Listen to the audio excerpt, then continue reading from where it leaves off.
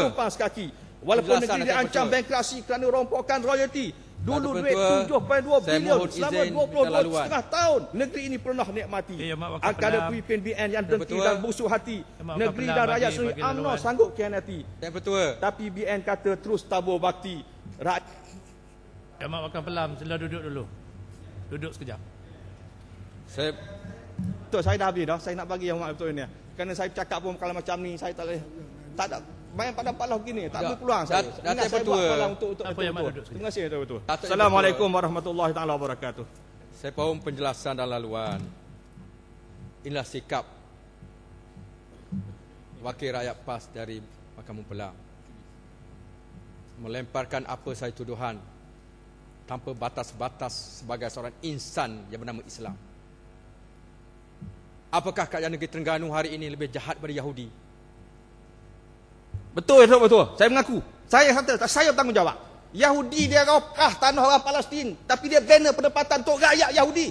Ini rapah tanah rakyat sendiri, roboh rumah tanah rakyat sendiri. Itu lebih teruk daripada Yahudi. Datuk Pertua, inilah perangai seperti binatang. Roboh, menghalau budak-budak sekolah daripada tempat mereka.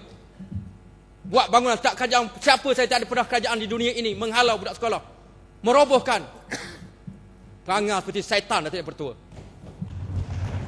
Yang Mak betul-betul, dia nak kata apa katalah. Kalau yang betul terima, saya tak ada masalah.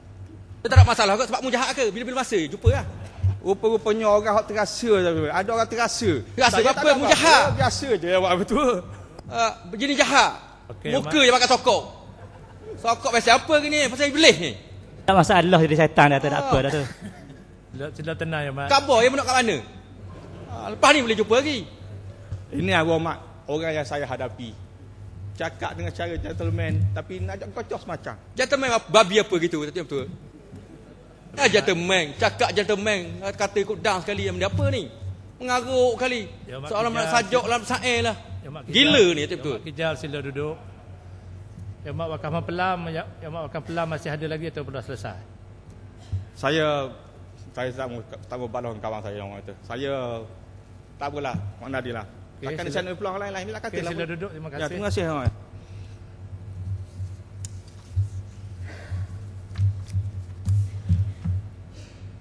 Yang Amat Berhormat Datuk Seri Menteri Besar, ahli yang berhormat sekalian, saya tangguhkan sementara Dewan ini dan disambung semula pukul 2.30 petang.